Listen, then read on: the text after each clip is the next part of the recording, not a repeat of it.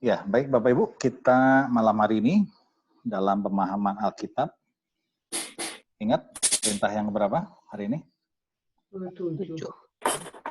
7 ya. Berarti sudah 6 minggu, ini minggu ke-7. Nggak kerasa ya Bapak Ibu ya. Kita membahas topik Dasatita, satu pertemuan, satu topik atau satu perintah. Ya. Nah, kita tiba di perintah yang ke-7, saudara, ya, yang bunyinya singkat, hanya 2 kata, yaitu jangan zina. Ya, jadi di dalam hukum yang mengatur relasi antara manusia dengan manusia, ini menjadi perintah yang ketiga. Ya, yang pertama yang mengatur relasi antara manusia apa? Hormatilah ayah ibumu, ya, kemudian jangan membunuh, dan yang selanjutnya yang sekarang adalah jangan berzina, ya. Nah, ini jelas diambil di dalam Dasatita di Keluaran 20 ayat 14, bunyinya jangan berzina, tapi saya juga ingin menambahkan satu bagian, yaitu di dalam Matius 5 ayat 27 sampai 30. Ya, ketika Yesus mengatakan, kamu telah mendengar firman, jangan berzina. Tetapi aku berkata kepadamu, setiap orang yang memandang perempuan serta menginginkannya, sudah berzina dengan dia di dalam hatinya. Maka jika matamu yang kanan menyesatkan engkau, cungkilah dan buanglah itu. Karena lebih baik bagimu jika satu dari anggota tubuhmu binasa, daripada tubuhmu dengan utuh dicampakkan ke dalam neraka. Jika tanganmu yang kanan menyesatkan engkau, penggalah dan buanglah itu, karena lebih baik bagimu jika satu dari anggota tubuhmu binasa, daripada tubuhmu dengan utuh masuk neraka. Ya. Nah, jadi dari dua firman ini paling tidak kita bisa melihat sebuah gambaran ya tentang dosa zina ya di dalam Alkitab, Saudara. Nah, sebelum kita melangkah lebih jauh ya, apa itu berzina, Bapak Ibu? Apa yang dimaksud dengan berzina? Ada yang mau beri pendapat, boleh? Apa sih berzina itu? Melakukan tidak baik dengan yang bukan haknya. Melakukan apa, Pak? Melakukan sesuatu kepada bukan hak.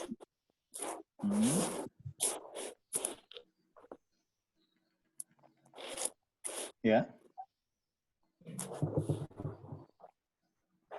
Yang lain mungkin?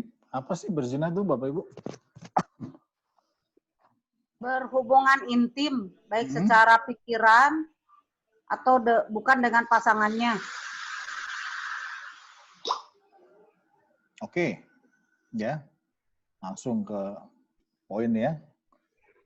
Tentang berhubungan intim. Yang bukan dengan pasangannya. Ya. Ada yang lain, Bapak Ibu? Berzina itu apa?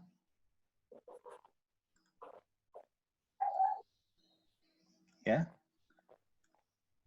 Mungkin kita semua punya pemahaman yang hampir sama ya, Bapak Ibu ya. Kalau dengar kata zina itu berarti adanya apa? Adanya apa? Orang ketiga. Orang ketiga. Affair. Adanya perselingkuhan. Adanya will atau pill. Ya, affair, saudara.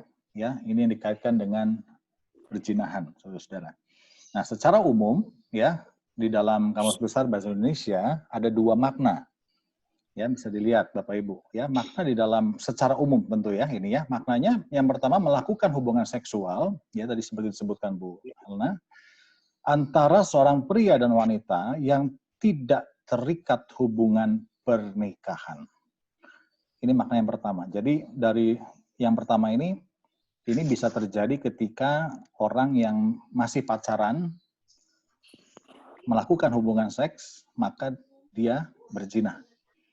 Ya, atau orang yang belum menikah ya, kemudian dia ke prostitusi dan sebagainya, ya, dan terjadilah hubungan seksual di sana, maka itu berzina. Ya, nah makna yang kedua, hubungan seksual seorang pria yang sudah terikat pernikahan dengan seorang wanita yang bukan istrinya. Ya, di sini beda ya. Orang ini sudah terikat pernikahan, kemudian dia melakukan itu dengan orang yang bukan istrinya. Ya, dan ini berlaku juga sebaliknya, yaitu seorang wanita yang sudah terikat pernikahan, tapi melakukan itu dengan seorang pria yang bukan suaminya. Ya, disinilah yang tadi kita katakan, ya, terjadi affair, terjadi perselingkuhan, terjadi will, pill, dan sebagainya. Ya, nah, dari sinilah saudara-saudara makna ini menjadi jelas, ya, bahwa berzina jelas, ya, sebuah tindakan yang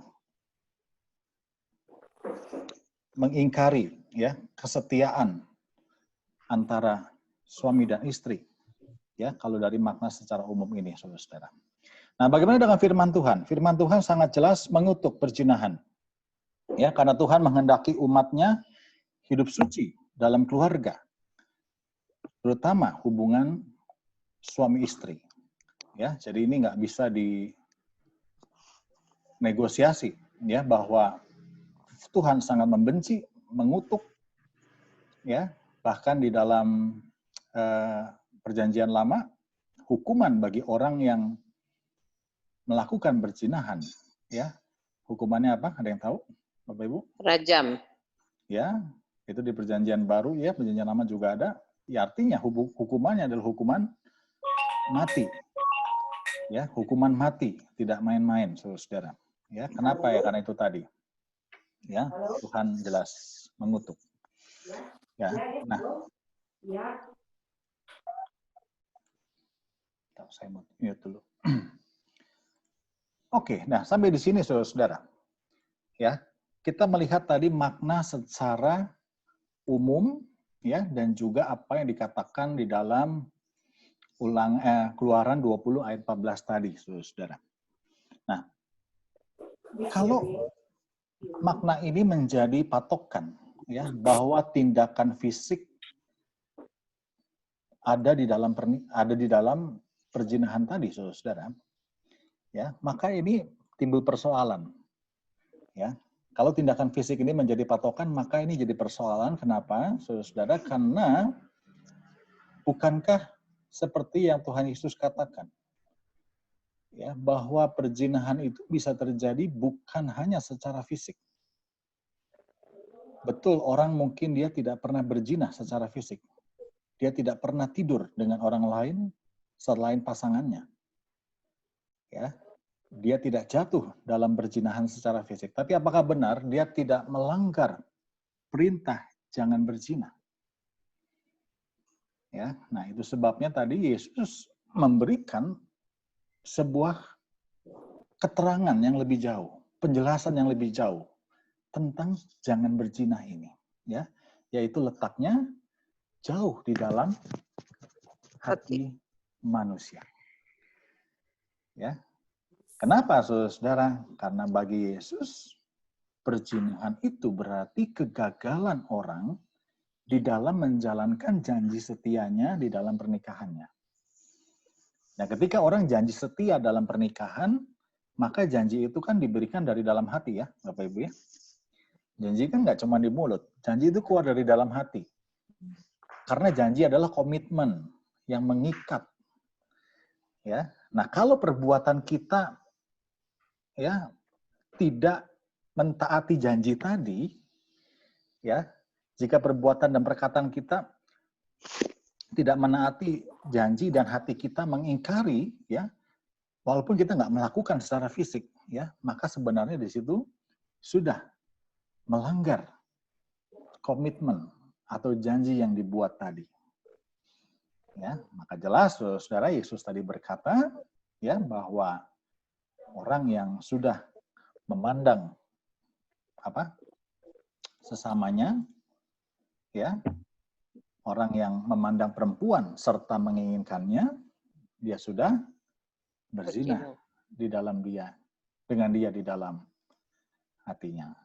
Ya, berlaku juga bagi perempuan, bukan hanya pria.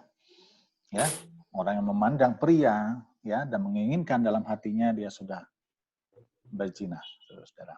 Ya, nah jadi ini menjadi sebuah seperti yang saya katakan di PA yang lalu, kalau kita melihat Yesus membahas hukum Taurat di dalam kitab Injil, berarti dia sedang memberikan penjelasan yang lebih jauh tentang hukum Taurat itu. Ya, kenapa? Karena hukum Taurat itu hukum yang pokoknya. Semua tuh pokoknya begini, tanpa penerapannya bagaimana, ya, pemberlakuannya bagaimana. Nah, ketika Yesus membahas, maka dia sedang mengupas lebih jauh dan melihat kedalaman esensinya. Nah, sama dalam kasus hukum jangan berzina ini, saudara. Ya, bahwa Yesus di sini mau mengatakan, ya, orang sekali lagi orang yang melihat orang lain dengan keinginan, dengan hasrat, dengan gairah seksualnya, dia sudah berzina di dalam hatinya. Ya, jadi ini merupakan sebuah peringatan juga buat kita. Ya, mungkin kita tidak pernah melakukannya, ya. Tapi siapa yang tahu pikiran kita, siapa yang tahu hati kita, ya. Dan Yesus di sini lebih menekankan soal hati ini, saudara. Ya, dan menarik, saudara. Ya, ketika Yesus meneruskan tadi di ayat yang ke 29, ya, saya tampilin lagi sebentar. Ya, ketika Yesus tadi melanjutkan kata-katanya, ya. Ya, maka jika matamu yang kanan menyesatkan engkau, cungkilah dan buanglah itu. Karena lebih baik bagimu jika satu dari anggota tubuhmu binasa daripada tubuhmu dengan utuh dicampakkan ke dalam neraka. Dan jika tanganmu yang kanan menyesatkan engkau, penggalah dan buanglah itu. Karena lebih baik bagimu jika satu dari anggota tubuhmu binasa daripada tubuhmu dengan utuh masuk ke dalam neraka. Ya.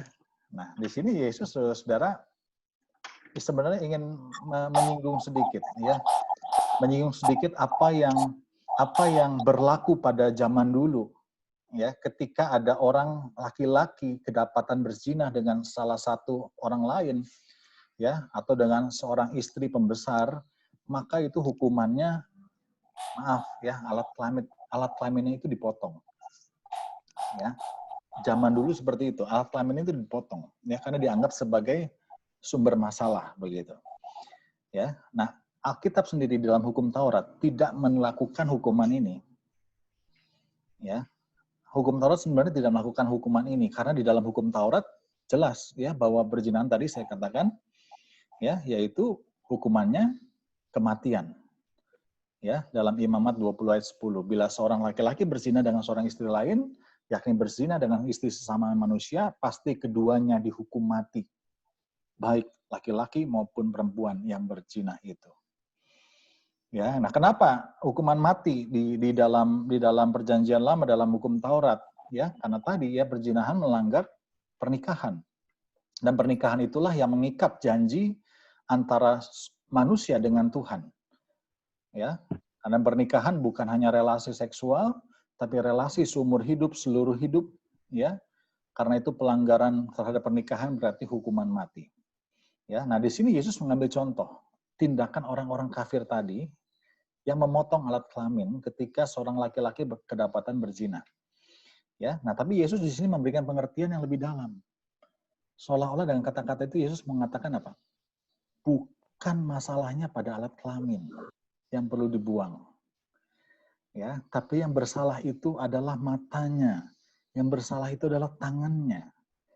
Jika dia memandang orang lain dengan keinginan seksual atau dengan tangannya meraba orang lain dengan keinginan yang sama, dia sebenarnya sudah berzina.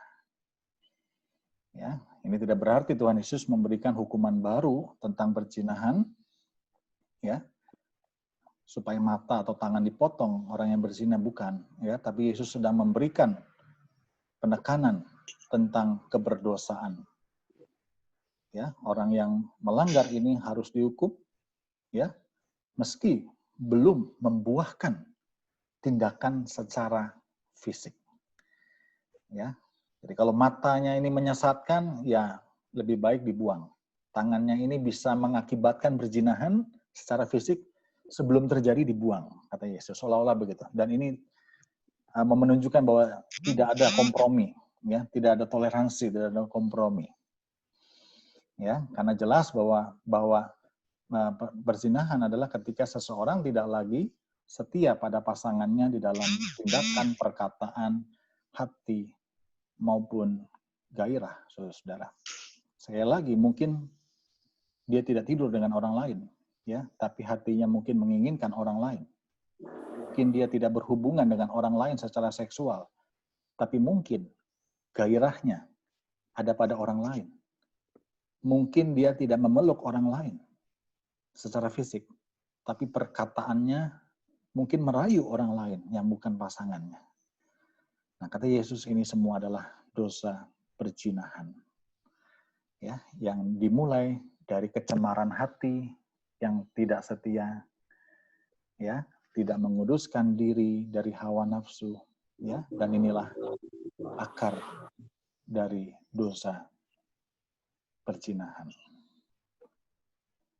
Ya, nah, ini menjadi relevan buat kita sekarang, saudara, karena zaman semakin maju, ya,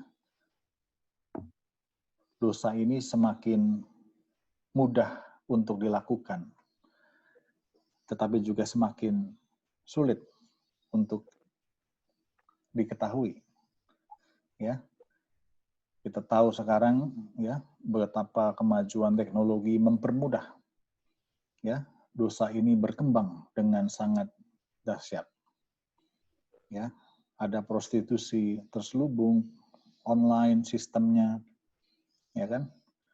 Ada apa lagi tuh? Yang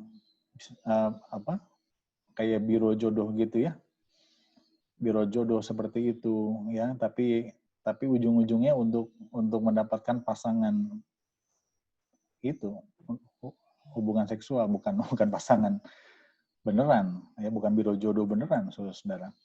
Ya, belum lagi sosial media dan sebagainya banyak disalahgunakan, ya, dan ini menjadi sebuah menjadi sebuah cara, ya, media. Dosa ini begitu mudah untuk dilakukan saat ini. Ya. Nah, jadi ini menjadi sebuah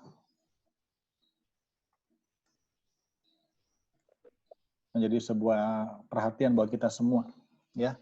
Makanya saya suka bilang kepada pasangan yang mau menikah, ya. Kalau pasangan mau menikah itu kan ada percakapan gerejawi, ya, Bapak Ibu, ya. Sebelum hari H itu ada percakapan 4 mata, 6 mata dengan pendeta, ataupun dengan nanti ada giliran dengan penatua yang lain, ya. Saya suka bilang begini, saudara, bahwa kalau saudara menikah, ya, hanya karena dorongan seksual, ya, sebaiknya tidak perlu menikah. Atau tidak usah menikah dulu, ya, karena dorongan seksual ini menjadi sebuah tujuan, ya, dan ketika pasangannya nanti 10 tahun ke depan sudah berubah, nggak seperti sekarang, ya, bisa bayangkan, ya, betapa dia kecewanya dengan tujuan pernikahannya, ya, dan membuat dia jatuh pada dosa perzinahan ini, saudara. Ya, dan yang kedua saya sering katakan bahwa dalam pernikahan itu kan, ya, bukan cuma acara 2 jam dalam resepsi selesai, ya, tapi acara seumur hidup yang perlu disiapkan. Kalau untuk acara resepsi 2 jam saja kita mati-matian, ya, nah apalagi untuk acara yang seumur hidup, ya, harusnya perlu disiapkan sejak dini, ya. Tentu saudara, ada dua hal yang mau saya katakan di sini sebelum kita masuk dalam diskusi. Ya, jadi yang pertama, saudara-saudara, bahwa menguasai diri di sini, ya. Soal menguasai diri menjadi sangat penting dalam kita menghindari dosa ini. Ya, menguasai diri dari apa? Dari hawa nafsu yang cemar tadi. Ya, jangan membiarkan hawa nafsu meluap tanpa bisa dikendalikan. Tuhan menciptakan kita untuk melakukan apa yang kudus, bukan apa yang cemar. Kita tidak pernah dirancang untuk kecemaran. Karena itu setiap orang yang membiarkan pikiran-pikiran cemar terus merasuki dirinya, dia sedang menghancurkan dirinya sendiri. Ya, sebab kecemaran adalah pekerjaan setan. Kecemaran akan merusak manusia dan merendahkan dirinya dengan sangat. Tetapi kecemaran tidak akan padam jika terus diberi makan. Ya, jadi nggak hilang sendiri kecemaran. Ya, apalagi kalau terus dibiarkan dan diberi makan. Ya, diberi makannya oleh apa? Ya, sekarang ini itu tadi, ya, sosial media, ya, mungkin film-film porno dan sebagainya yang mudah sekali sekarang beredar luas di WhatsApp grup, ya, di sosial media, di internet dan sebagainya, ya. Kalau terus diberi makan, kecemaran tidak akan padam. Nah, jika kita tidak menghindarkan diri dari segala sesuatu yang cemar, maka kekuatan kita untuk menaklukkan kecemaran menjadi makin habis. Ya, dan jerat kecemaran itu akan makin besar atas kita. Ya, kuncinya jika kita tidak menghindarkan diri dari segala sesuatu yang cemar, maka kekuatan kita untuk menaklukkan itu menjadi makin habis. Ya, jadi kuncinya kalau kita ada dalam lingkungan yang penuh dengan kecemaran, pergaulan yang penuh dengan kecemaran, segera hindarkan diri, tidak ada pilihan lain. Ya, maka kita nggak punya kekuatan, ya, untuk melawannya. Ya, menarik, saudara, saya teringat di kalimat ini. Bapak Ibu tahu nama Steve Jobs? Steve Jobs itu yang menciptakan perusahaan Apple, ya, di Amerika, ya. Dia sudah meninggal beberapa tahun yang lalu, tapi saya ingat ketika dia pertama kali menciptakan sebuah tablet komputer yang dinamakan iPad. Ya, iPad itu yang tipis gitu, ya, yang layar sentuh, dulu masih tebal gede gitu, ya. Dia bilang, saya tidak akan pernah memberikan alat ini kepada anak saya, dia bilang. Ya. Padahal waktu itu baru keluar, ya. Dan itu laku keras, ya. Bahkan dia bilang, kenapa? Ya, dia sendiri sebagai seorang ilmuwan, sebagai seorang pakar teknologi, khawatir, ya, bahwa apa yang dia ciptakan ini bisa menjerumuskan anaknya. Makanya dia bilang, saya nggak pernah ngasih anak saya iPad ini, begitu. Ya, nah, jadi jagalah pikiran yang suci, hati yang suci, perkataan yang suci, mata yang suci, tangan yang suci, seperti kata Yesus. Sehingga seluruh hidup kita boleh dibebaskan dari kecemaran dan hawa nafsu seksual yang tidak pada tempatnya. Ya, dan yang kedua, yang harus dilakukan adalah memelihara perjanjian nikah dengan kesungguhan di dalam kasih, kesetiaan, gairah, perasaan cinta yang mendalam, dan takut akan Tuhan. Ya, jangan menjalani pernikahan hanya formalitas. Ya, oh ya sudahlah, sudah 20 tahun, 30 tahun menikah, ya sudah formalitas saja. Ya, ini dibenci Tuhan, saudara.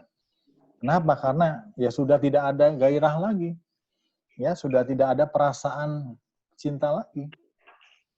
Ya, lihat pasangan dulu baru-baru menikah, wah ya, ser-seran begitu ya. Sekarang mungkin udah dingin. Ya, nggak ada kehangatan, ya. Bersentuhan dengan pasangan juga menjadi sesuatu yang sangat langka. Ya, dan itu menjadi sebuah kebekuan, ya, di dalam pernikahan yang hanya menjalankan formalitas. Saya istri kamu, saya suami kamu, kita orang tua dari anak-anak kita, tapi ya sudah, hanya dijalankan secara mekanis, ya, tidak ada lagi gairah dan perasaan yang mendalam, terhadap pasangan. Ya, dan ini banyak dialami, ya kalau kita mau jujur ya, banyak dialami oleh pasangan-pasangan Kristen. Ya, makanya bagus ya kalau di gereja nanti bisa diadakan ya bina pasutri ya seperti komsel pasutri dan sebagainya ya, itu untuk memelihara api atau kehangatan pernikahan. Jaga kesetiaan kita dengan kehangatan kasih, keintiman, dan kedekatan yang terus dipelihara. Pernikahan yang mengabaikan hal-hal ini adalah pernikahan yang tidak akan mempermuliakan nama Tuhan. Pernikahan yang tidak dijaga adalah pernikahan yang akan memalukan nama Tuhan dan menyengsarakan pasangan yang menikah. Ya, nah jadi pernikahan itu bukan sekali jadi ya pada waktu kita dulu menikah ya, tapi harus terus dijaga, dipelihara, dirawat ya sehingga dalam sepanjang pernikahan itu ya kita tidak mempermalukan nama Tuhan ya dan tidak membuat sengsara kita yang hidup dalam pernikahan itu. Ya. Oke, baik Bapak Ibu sampai di sini ya. Adakah yang mau ditanyakan, diperdalam atau didiskusikan? Boleh, silahkan.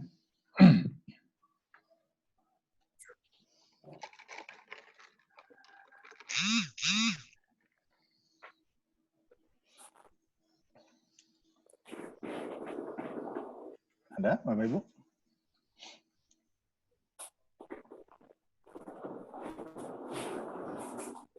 Ada yang mau ditanyakan atau diskusi?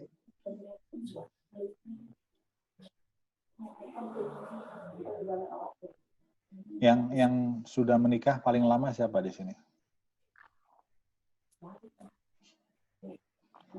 Ayo jujur. Yang menikahnya paling lama di sini?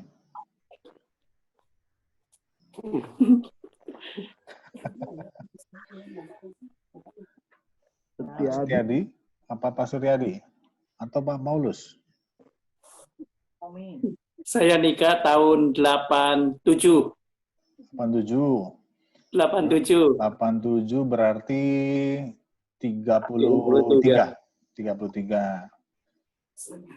Pak Setiadi. Masih ada yang lebih daripada saya. Pak Setiadi, tahun berapa Pak Setiadi? 79, Pak. Woi, 79. 41 tahun. 41 ya. Pak Paulus. Suaranya belum nyala. 82. 82. Baru 38.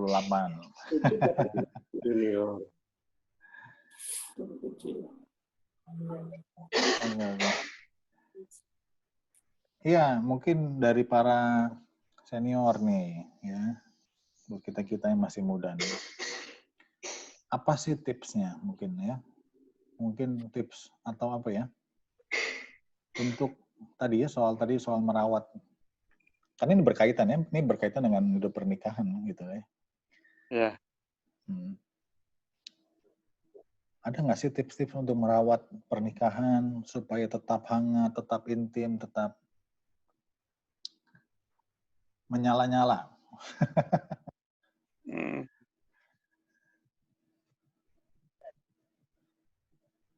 Ya, ada mungkin yang mau sharing?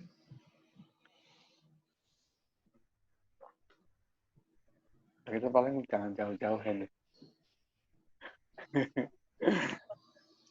Ada yang mau sharing Bapak Ibu? Ya. Ya, selamat malam Pak Rahmadi. Ya, Pak Setiadi. Saya sih hanya mau membawa salah satu kasus. Ya, ketika calon mempelai akan menikah ya Pak. Kan bisa saja terjadi hubungan seksual sebelum menikah. Sebelum pemberkatan itu berlangsung. Nah, ketika majelis jemaat menerima ini, kalau dia permohonan pemberkatan, ini bagaimana ya Pak ya? supaya pernikahannya berlangsung, mungkin ada tahap-tahap yang harus dilalui gitu Pak. Iya, ada Terima Pak. kasih. Biasanya itu kan terbuka ketika tadi ada percakapan pastoral. Ya. Tapi juga banyak yang tidak terbuka. Ya, enggak semua gitu. Ada yang jujur mengatakan ya kami sudah melakukan, ya, tapi ada juga yang ya nggak tahu kan kita ya, dia jujur atau tidak tahu karena ya kan sesuai dengan kejujuran. Nah, ketika yang bersangkutan bicara seperti itu, maka ada satu lagi proses ya pendampingan pastoral. Ya, memang tidak otomatis langsung dibatalkan, ya, tapi ada prosedur pastoral ya di mana calon mempelai ini ya akan lebih panjang lah waktunya ya, akan kembali dijelaskan makna teologisnya ya, akan diberikan pengarahan-pengarahan yang lebih dalam lagi yang tentunya disertai pengakuan dosa ya dan penyesalan dari yang bersangkutan begitu. Ya. Mungkin seperti itu Pak Setiadi. Ya. Setelah didoakan, setelah pengakuan, bisa dilayani ya Pak ya? Tetap bisa. Tapi gimana ya? Cadarnya tertutup atau dibuka ya? Cadarnya. Ya. Cadar itu simbol ya Pak? Simbol ya. Jadi artinya dia masuk calon mempelai itu dengan cadar terbuka atau bagaimana? Nah, ini juga sebuah perdebatan sih Pak, kalau soal cadar ya. Kalau kayak yang menikah orang Batak, itu dia nggak pakai cadar dari awal. Jadi kalau cadar akhirnya jadi patokan soal tadi, agak rancu ya. Memang bakunya masih ada di liturgi, cuma kadang pasangan tertentu yang nikah dari etnis tertentu ya memang nggak pakai cadar gitu ya, tapi bisa dijadikan itu juga ya pertanda ya. Contoh misalnya seperti janda ya, pernikahan kan ada itu yang sudah pernah menikah diberkati lagi begitu. Nah itu biasanya nggak pakai cadar begitu ya, bisa. Boleh melanjutkan tanya, Pak? Iya. Nah, yang saya tanya, Pak, kalau orang sudah mengaku, saya sudah melakukan hal yang di luar norma itu, kemudian gereja tahu, sudah di pastoral dan lain sebagainya. Nah, masih bisakah dia diberkati di altar gitu? Apakah masih bisa diberkati di altar gitu, Pak? Atau harus diberkati tapi tempatnya tidak di gereja? Atau gimana ya, Pak? Ya, kalau pertanyaannya bisa di altar atau tidak, ya memang harus di altar. Sekalipun udah tidak suci gitu, ya, Pak? Nah, ini ya, karena kita melihatnya adalah prosesnya, ya, bahwa dia sudah melalui proses tadi. Ada pastoralnya, ada pengembalaannya, ada penyesalan dan pengakuannya, ya, maka dimungkinkan, ya. Tapi kalau yang bersangkutan tidak kooperatif misalnya, ya, tidak kooperatif, contohnya bagaimana pendampingan nggak pernah datang, pastoral nggak datang, nggak ada itikat baik, ya majelis bisa membatalkannya begitu. Tapi kalau memang mau dilanjutkan ya tetap di altar, karena di tata gereja kita tidak bisa pernikahan diberkati di luar gereja. Iya, Pak. Seperti di restoran atau di hotel nggak bisa, belum bisa ya tata gereja kita. Mungkin nanti ke depan bisa di restoran amandemen gitu ya. Cuman untuk saat ini belum memungkinkan. Jadi kalau nggak di gereja ya tidak bisa, pilihannya batal atau dilakukan yang di gereja. Oke, terima kasih Pak. Ya, Ya mungkin pertanyaan Bu Widya mungkin melihat ada beberapa gereja lain yang terjadi pembedaan begitu ya. Iya, betul. Ya betul. Saya sadar itu. Ada dulu begini, bahkan di Jakarta ada gereja yang punya 2 ruang ibadah, lantai 2 dan lantai 1 begitu ya. Lantai 1 adalah ruang ibadah utama, lantai 2 adalah ruang ibadah yang lebih kecil. Nah, itu jadi pembeda. Kalau yang di atas itu yang bermasalah. Kalau yang normal dan wajar itu di ruang kebaktian utama begitu ya. Tapi menurut saya, kalau saya pribadi saya kurang setuju ya. Kenapa? Karena justru ketika orang bermasalah, tugas gereja adalah memperdamaikan orang itu dengan Tuhan, bukan justru malah menjadikan atau membedakan, memisah-misahkan. Ya, bukankah Kristus datang untuk orang yang sakit kan begitu?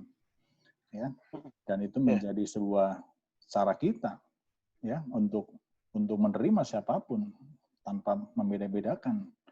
Ya, justru orang yang bermasalah ini ya perlu didampingi, diselesaikan, dan akhirnya mendapat anugerah Tuhan ya untuk diberkati. Ya, jadi semua orang layak diberkati. Ya, kita nggak bisa jadi penentu. Oh, si A ini nggak layak diberkati, makanya cuma di restoran didoakan. Oh, si A ini berkasus, ruangannya beda. Loh, kita jadi menghambat anugerah Tuhan. Ya, menurut saya ini kurang tepat begitu. Ya, maka dari itu yang penting tadi prosesnya berjalan dan tetap diberkati. Iya, terima kasih Pak.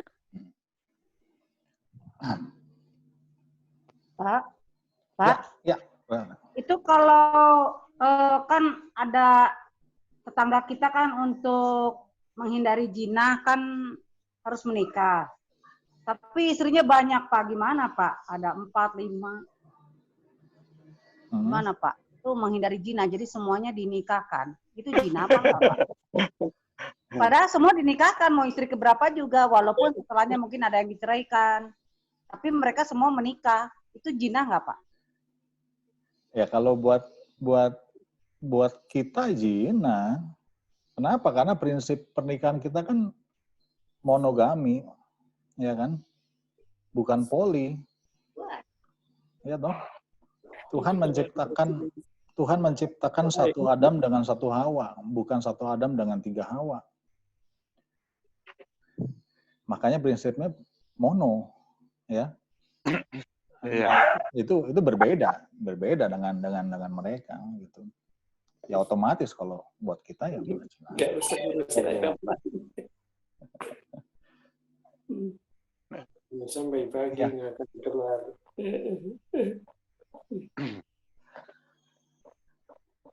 Ya, kenapa Pak Paulus tadi kayak bicara? Nggak apa-apa, saya ikutin aja. Oh. Kalau saya cuma pengalaman aja. Selama ini ya kita jalanin keterbukaan aja. Kita terbuka dalam kehidupan kita suami istri, kehidupan segala ya ekonomi, sosial suami istri itu terbuka gitu aja. Nggak ada yang tutupin gitu aja. Iya. Betul, Pak. Terima kasih, Pak. Yang lain, mungkin yang lain. Pak Dadang, Pak Thomas, Pak Hadi. Pak, satu lagi Pak, sebelum yang lain. Ya. Teman saya ini kan Katolik, istrinya Katolik, tapi udah nggak sekamar nih Pak. Mereka udah nggak sekamar, tidurnya masing-masing, kadang-kadang beda rumah, tinggal di anaknya. Tapi mereka itu kan nggak cerai, hanya kematian yang menceraikan. Tapi si suaminya ini punya will gitu, dan willnya juga sama Katolik. Dia menunggu istrinya meninggal dulu, baru mereka berjanji akan menikah gitu Pak. Itu gimana ya Pak?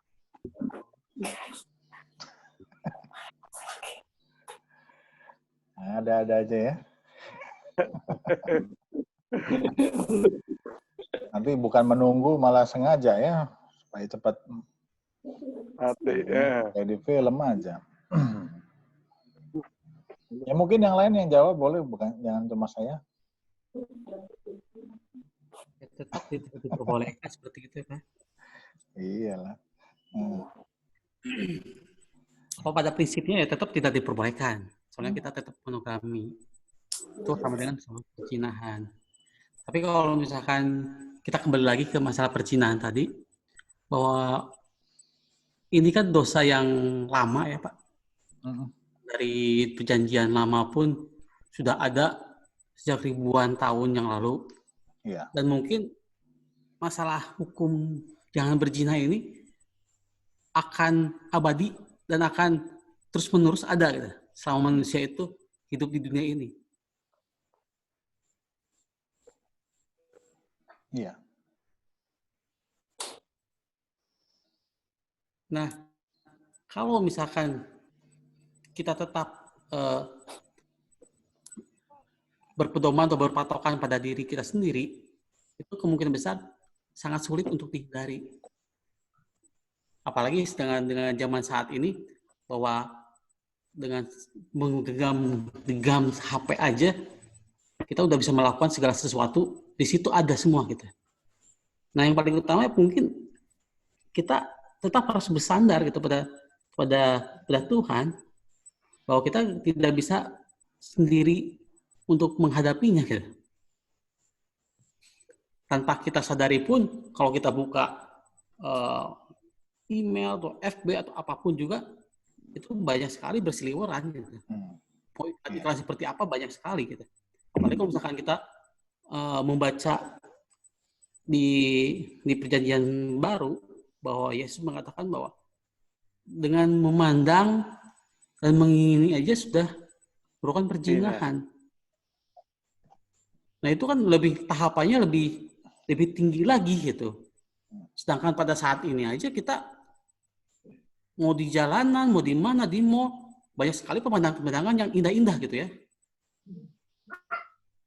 Nah, ini kalau misalkan kita balikan lagi ke pernyataan Yesus seperti itu, otomatis kita posisinya tuh semua berdosa gitu ya. Cuman permasalahan satu, mengingini atau tidak gitu. Atau cuma melihat doang gitu ya. Perbedaan kan di situ kan. Kalau cuma lihat doang tanpa mengingini masih 50-50 gitu. Tapi kalau lihat dan mengingini, nah itu udah termasuk dosa juga ya. Nah, kalau misalkan kita kembalikan lagi ke kondisi bahwa kita itu manusia, mungkin banyak sekali dosa itu masih, kalau misalnya jadi pemberat tuh, bahwa perzinahan itu dosa yang paling berat, ya kita masuk neraka semua gitu. Berat soalnya timbangannya, pasti berat di situ gitu. Ya mungkin ini refleksi aja ya. Iya. Refleksi aja, cara ya bisa jadi sebagai bahan diskusi juga menarik dan nggak akan habis-habis. Iya, memang. Pak, maaf satu lagi nih Pak, belum beres Pak. Kalau LGBT itu gimana Pak, kaum dubur Pak? Aduh. Nanti panjang lagi Bu, nggak kelar 2 jam itu Bu. Ya menarik ya Pak yang Pak Adi bilang tadi, memang saya pernah baca begini, ya, laki-laki itu makhluk visual. Laki-laki itu makhluk visual. Jadi ketertarikan laki-laki itu pasti dari mata. Itu udah dari sononya gitu loh. Ya, bahwa kita ini makhluk visual ini menjadi sebuah alamiah dari seorang laki-laki begitu. Ya, nah kadang saya juga dulu saya pernah berpikir ya, kalau kenapa kita diciptakan seperti itu begitu loh. Ya kalau dari sononya begitu kan, anak SD aja Bapak Ibu, anak SD ya, anak saya yang katakanlah belum ngerti apa-apa, belum puber, itu bisa menyukai teman sekelasnya, ya, dari cara ngomongnya, dari cara chattingnya dan sebagainya, saya baca begitu ya. Dan itu menarik kan begitu, nggak ada yang ngajarin ya, bahwa memang sudah nalurinya ya, makhluk visual gitu ya. Nah, tapi yang memang yang perlu dilihat di sini yaitu tadi ya, soal pengendalian diri begitu. Ya, pengendalian diri ini menjadi sebuah apa ya? Ya tugas kita begitu loh. Ya, seperti Yesus bilang, orang yang mau ikut Dia harus menyangkal diri.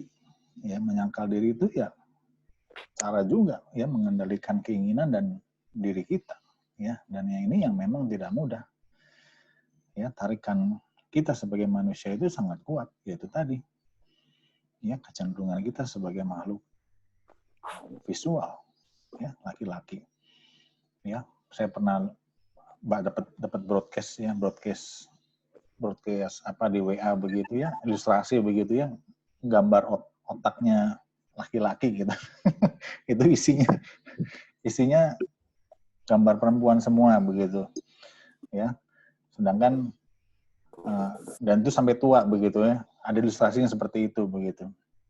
Ilustrasi seperti itu. Nah, artinya ketika kita menyadari memang kita dimanapun, bisa di restoran, di kafe, di tempat kerja, bahkan gitu kan, bahkan mungkin lagi main sepeda atau main lari pagi begitu kan, bisa aja gitu kita melihat begitu. Tapi yang itu di situ ya kita mengendalikan diri yang penting, ya.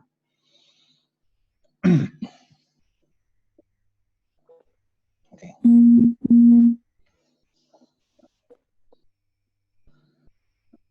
Ya, ada lagi? Ya, Bapak Ibu?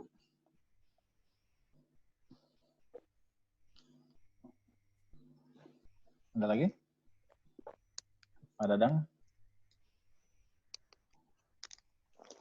Pak Dadang mungkin? Yang ini harus dibikin kelas, Pak. Jadi lebih dalam. Iya. Iya. Mungkin seperti kelas Pak Sutri tadi ya? Iya. Iya. Menarik itu. Ya. Oke, cukup Bapak Ibu? Oke. Cukup ya? Oke, kalau cukup malam hari ini saya mau berdoa. Ada yang ingin didoakan malam ini? Mungkin ada pergumulan, ada yang mau didoakan, boleh? Noel. Noel.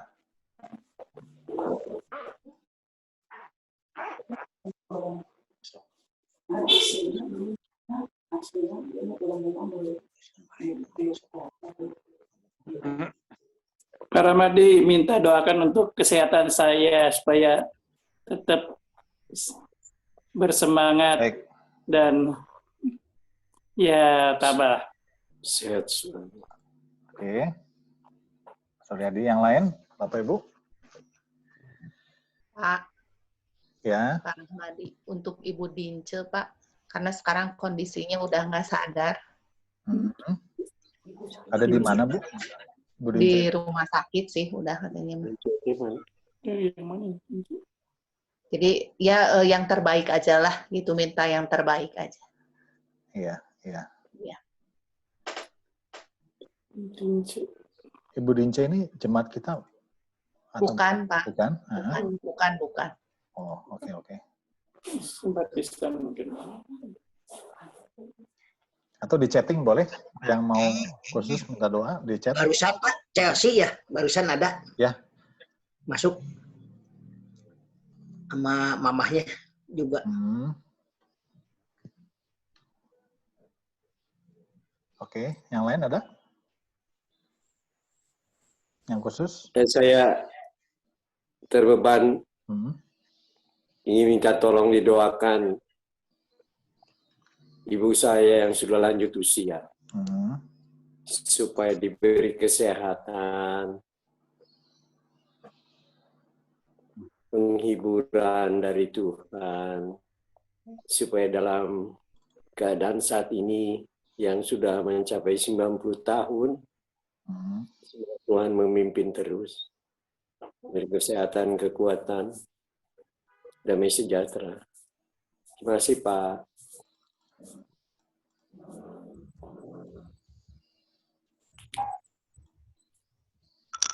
Hati-hati tampaknya 30 tahun.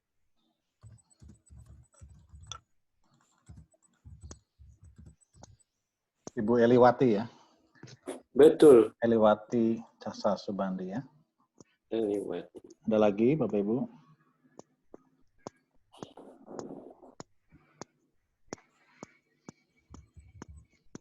Ada lagi? Minta didoakan anak saya, Pak. Siapa ini? Bu Idia ya? Iya. Oke. Anak saya yang harus kerja praktek di masa pandemi ini, Pak. Siapa, Bu? Anak saya yang harus masuk kerja praktek. Yang mana?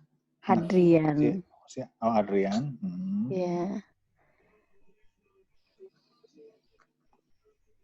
Kerja praktek ya? Iya, Pak. Di luar kota Terima apa di Bandung, Bu? Kelihatannya Bandung dan sekitarnya kali. Okay. Ya, terima kasih. Ya. Saya Pak, Ya. Pak Dedi Sugiarto, kakak saya, koko saya. Pak Dedi. Udah lama nggak ibadah di gereja. Anggota GKI Pasir Koja, Pak. Dedi Sugiarto. Kita juga 3 bulanan. Dan keluarga. Ya, semua juga nggak ke gereja, Bu. Tapi sebelum pandemi, koko saya udah lama. Ya. Ya. Oke. Ini aja lah, Ko Darmawan sekeluarga, Ko Herman sekeluarga, Ko Dedi sekeluarga. Ini kakak ibu saya semua? Leni Mariati sekeluarga, adik saya In Supendi sekeluarga. Ya, Udah keluarga. lama nggak ke GKI Pasir Koja, Pak. Keluarga besar Helna. Semua anggota GKI Pasir Koja. Di chat, Pak ya? Ya. Ada chattingan? Ada chat dari Pak Hadi. Belum masuk, Pak? Sudah keluar tadi, Pak. Di saya sih. Udah kelihatan. Belum. Saya baru Chelsea. Ya.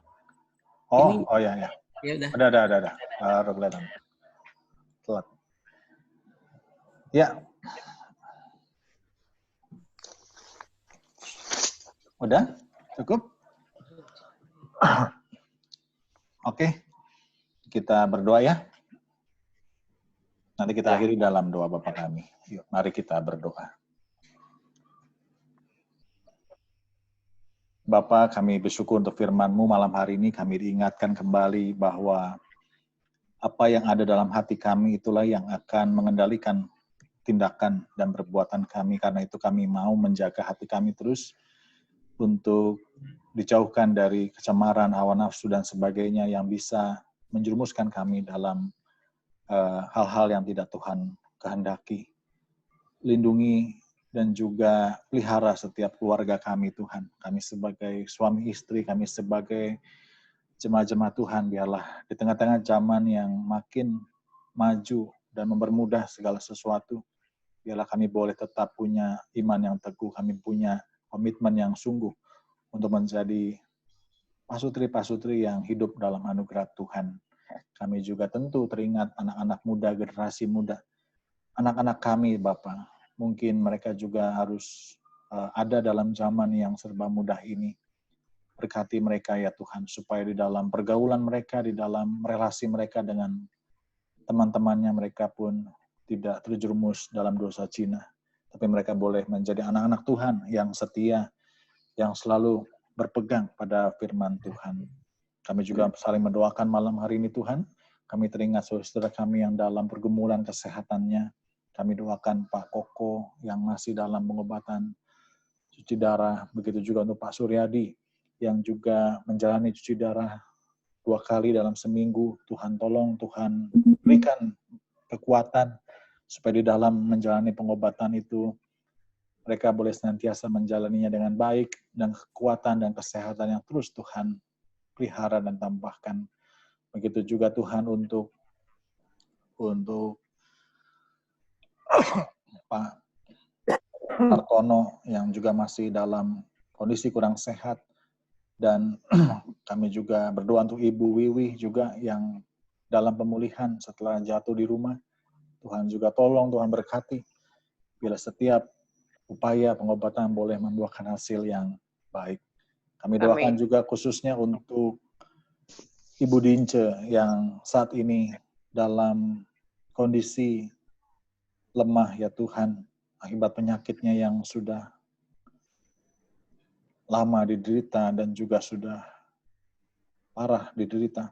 Kami percaya Tuhan, Engkau juga bersama dengan Ibu Dince saat ini. Di rumah sakit dalam kamar perawatan, kamar pengobatannya. Tuhan berkati. Biarlah hatinya Tuhan yang berikan kekuatan, pengharapan. Dan kami mohon Tuhan, biarlah apa yang terbaik boleh diberikan kepada Ibu Dince. Biarlah keluarga juga khususnya boleh menerima apapun yang Tuhan kehendaki dengan hati yang terus berserah hanya di dalam tangan Tuhan. Kami doakan juga untuk Ibu Natalia yang juga masih dalam pengobatan kemo. Tuhan tolong, Tuhan sertai bersama dengan keluarganya. Biarlah mereka boleh menjalani hari-hari dan juga setiap pengobatan mereka dengan baik. Bapak, kami juga berdoa untuk Ibu Eliwati yang sudah berusia lanjut, ya Tuhan. Kami mohon Tuhan juga terus pelihara dalam kehidupan Ibu Eliwati, dalam keluarganya, perannya sebagai seorang ibu, sebagai seorang oma. Tuhan juga yang terus memelihara, memberikan dia hikmat, bijaksana, sehingga dalam setiap kehidupannya, apa yang dia lakukannya, boleh menjadi contoh dan teladan bagi anak-anak dan semua keluarga.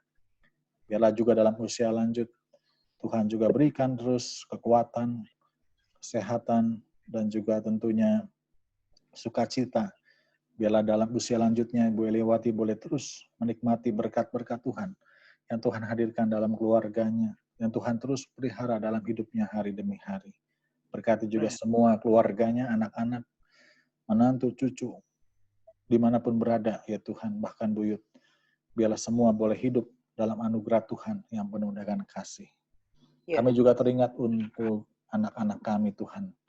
Mereka yang saat ini dalam studi, yang harus menghadapi berbagai perubahan dalam cara belajar dan sebagainya. Kami percaya Tuhan juga menolong mereka, memberikan mereka kekuatan, supaya anak kami boleh terus punya semangat belajar untuk bisa menyesuaikan diri dengan baik, ya Bapak. Kami teringat untuk Hadrian yang akan menjalani kerja praktek selama beberapa waktu ke depan. Bila mana ya Tuhan ditempatkan dimanapun berada, biarlah Hadrian boleh ada dalam keadaan yang baik dan sehat. Tuhan yang menjaga, melindungi, sehingga beliau boleh menjalani kerja praktek dengan sungguh, dan itu boleh menjadi sebuah pembelajaran yang baik bagi Hadrian dalam masa studinya. Kami doakan juga untuk Jojo juga yang akan menjalani tes fisik kesehatan. Tuhan juga tolong, Tuhan berkati.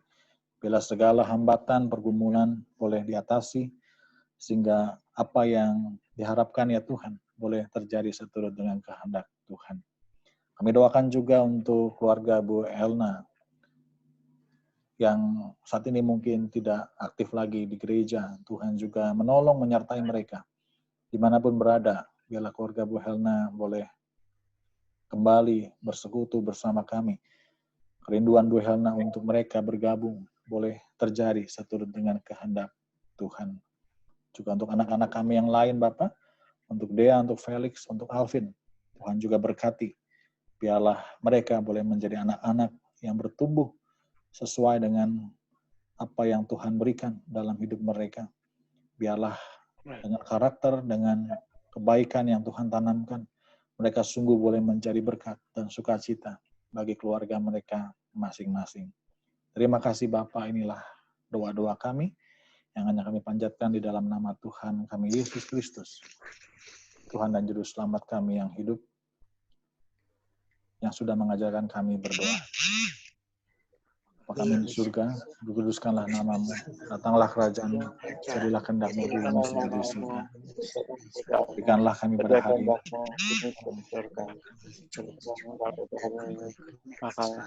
Seperti kami juga mengampuni orang bersalah pada kami. Dan jangan membawa kami dalam pencobaan, tapi lepaskanlah kami daripada yang jahat. Karena Engkau-lah yang punya kerajaan, dan kuasa, dan kemuliaan sampai selamanya. Amin.